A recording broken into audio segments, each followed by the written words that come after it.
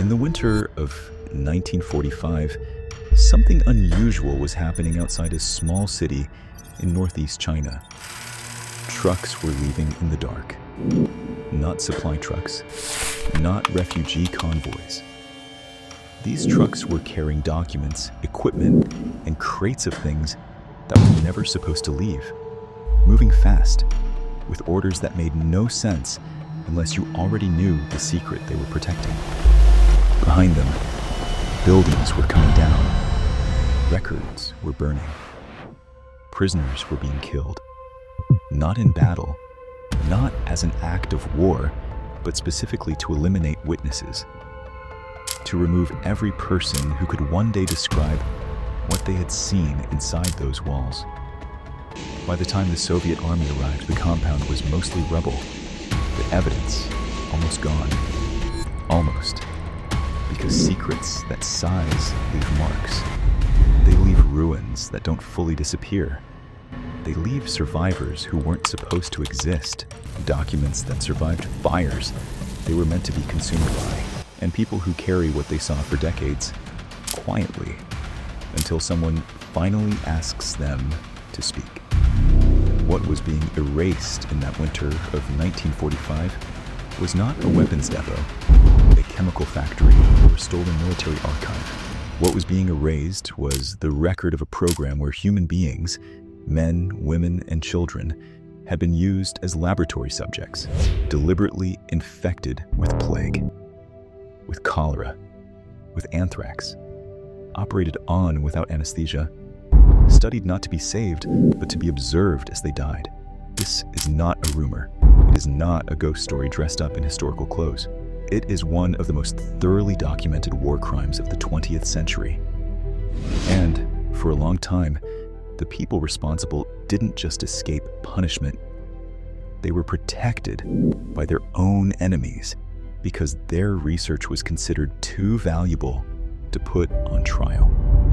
The story of Unit 731 begins with one man and one idea that should never have been allowed to become a program. His name was Shiro Ishii.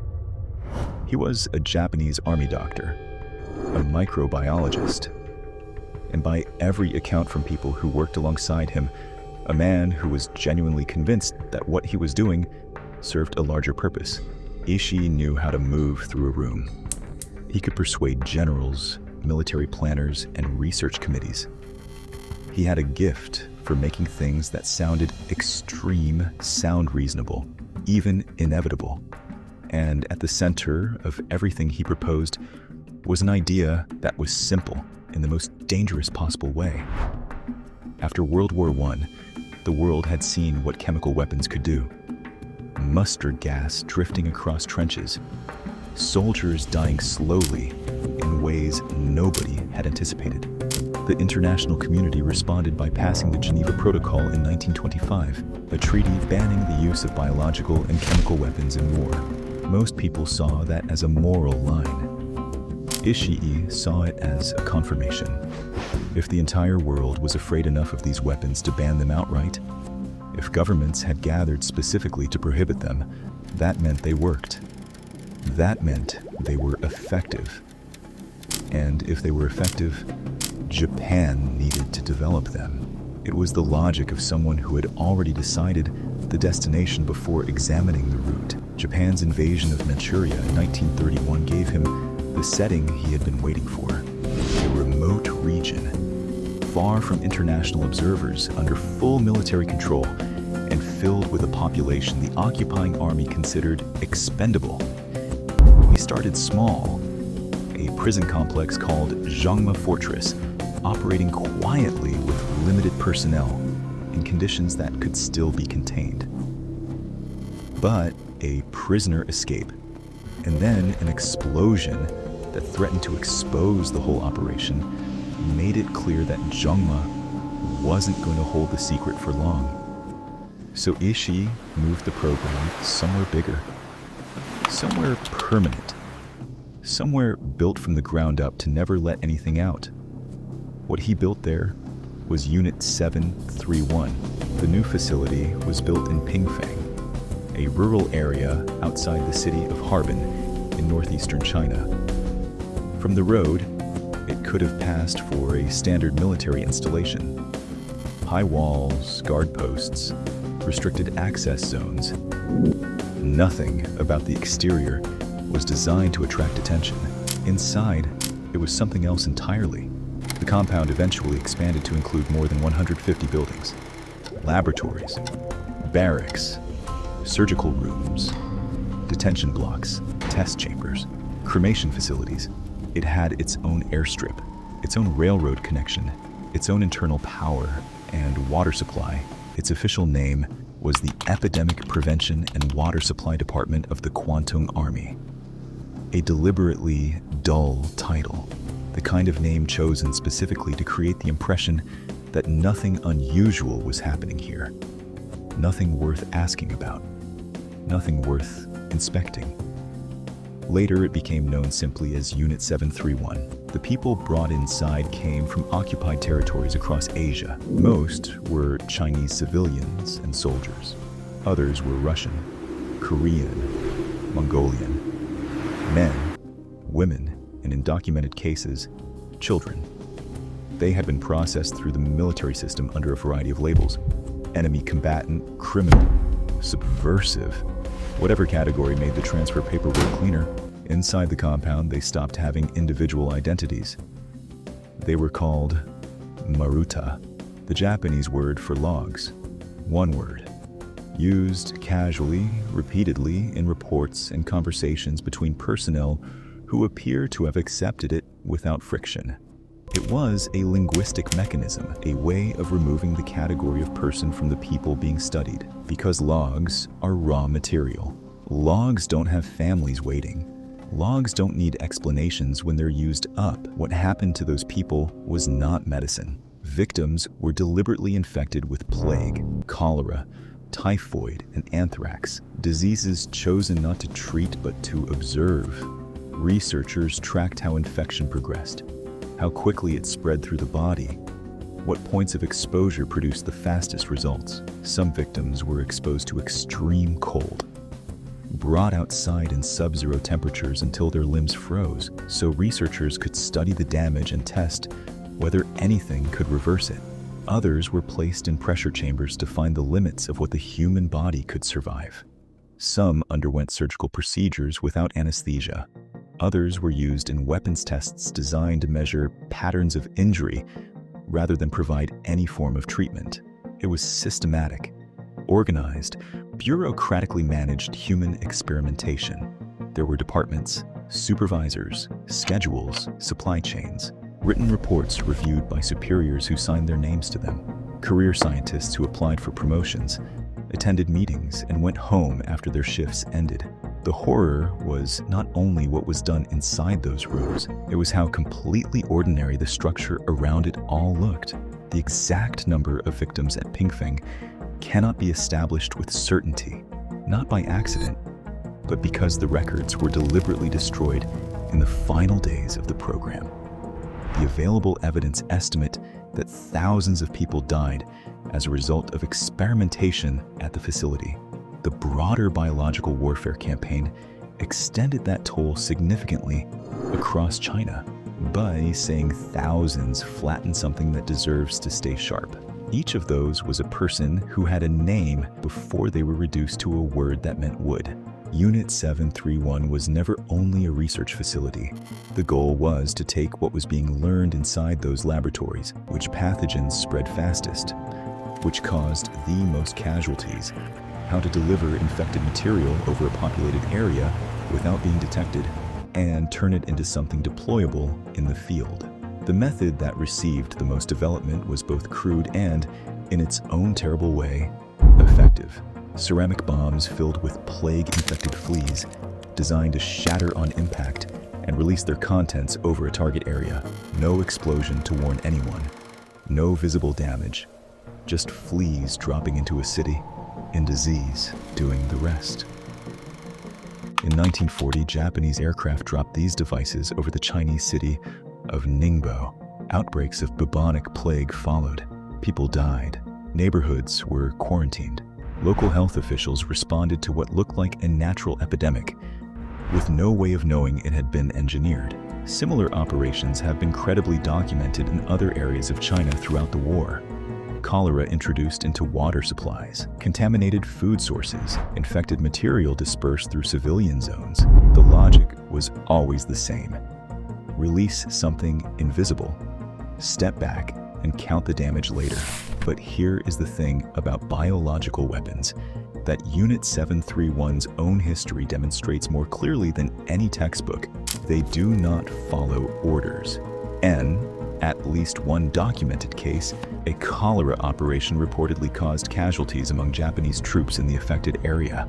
The pathogens spread the way pathogens always spread, without checking uniforms, without respecting the boundaries drawn on a military map, without caring at all about the intentions of the people who released it. It is a detail that should have functioned as a clear and immediate warning about the limits of what could be controlled once set in motion. A weapon that cannot be directed is not a weapon. It is a disaster with a delayed start. But by 1945, there was no time to process the lessons. Japan was losing the war on every front. The Soviet Union had entered the Pacific conflict and was advancing rapidly through Manchuria. American forces were closing in. The Japanese Empire was contracting. And for the people running Unit 731, the most urgent problem was no longer how to weaponize a pathogen. It was how to make sure no one ever found out what they had spent the last decade building. When the order came, it was straightforward. Destroy everything. Buildings were demolished with explosives. Documents were fed into fires that burned for days. Equipment was dismantled and dumped. And the prisoners who were still alive inside the facility, the people who had survived the experiments, who had seen the researchers, who could one day describe exactly what had been done to them, were killed. The destruction was methodical, organized, performed with the same efficiency that had run the program in the first place. Unit 731 was being dismantled by the same machinery that had built it. But it didn't fully work. Ruins don't vanish completely. The Soviet Union captured a number of Unit 731 personnel and tried them at the Khabarovsk War Crimes Trial in 1949. Testimony from that trial described the program in specific detail, the scale of the operations. But the trial was conducted during the early Cold War. And in the West, everything coming out of Moscow was filtered through deep political suspicion. The findings were largely dismissed. The story didn't travel far. Meanwhile, American authorities in occupied Japan had already made a different calculation. The research produced by Unit 731 was exactly the kind of data the United States military wanted for its own biological programs. And so, a deal was made.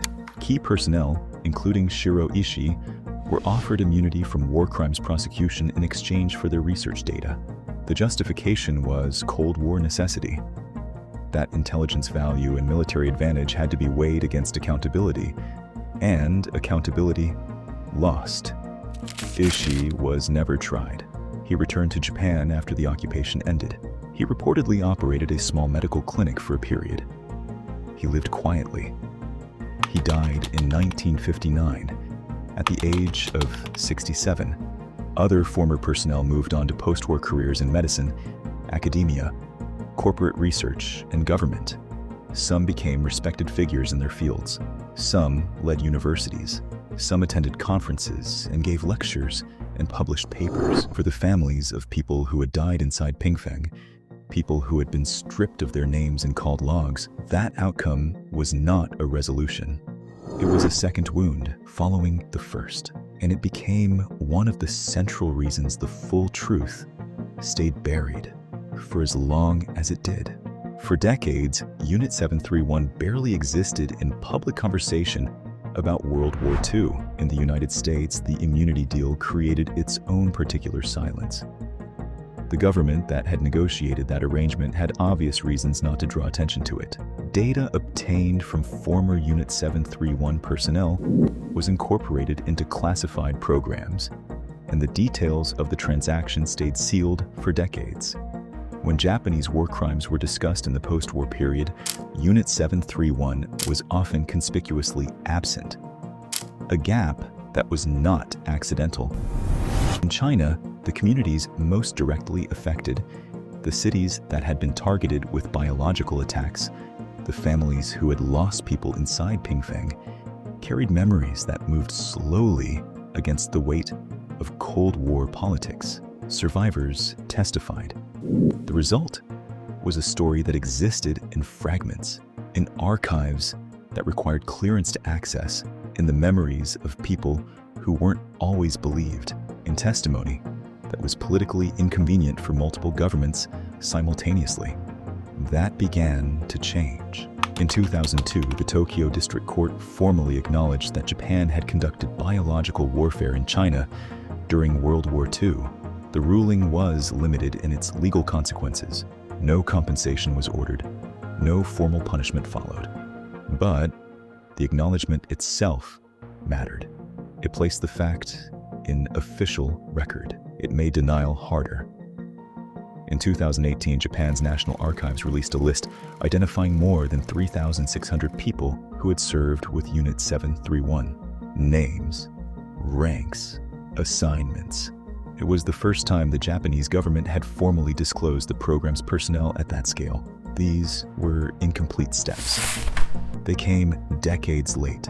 For most of the survivors and their families, they came far too late to mean what they should have meant. But they happened.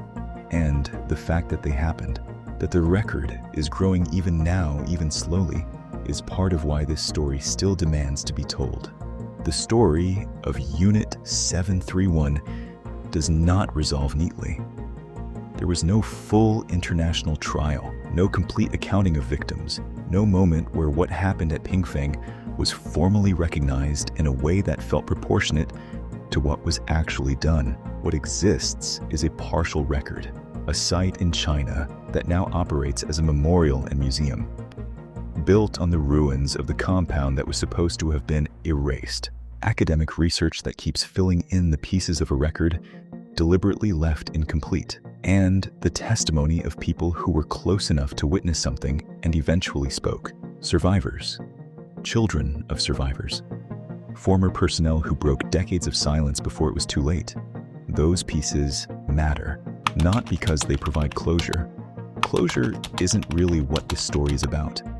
What Unit 731 is about is a set of conditions, a military institution that decided human lives could be classified as raw material, a scientific community that accepted that classification and built an entire program around it, a post-war political arrangement that chose to protect the people responsible rather than prosecute them, and a decades-long silence that was maintained not because the information wasn't available, but because the people with the power to act chose not to. The victims of Pingfeng were not killed by a rogue actor working outside any institution. They were killed by trained professionals inside a funded, organized, officially sanctioned program. Researchers who filed reports and attended meetings. Scientists who had taken oaths to do no harm and then chose to interpret those oaths as not applying here. That is not a detail at the edge of the story. That is the center of it. Knowledge without ethics is not progress. Power without accountability does not contain itself. And when an institution decides that some human lives matter less than an objective, scientific, military, political, it doesn't matter which. The result is not science. It is atrocity. Subscribe for more overlooked cases, hidden history, and stories the world tried to bury. And leave a comment. Had you ever heard of Unit 731 before watching this?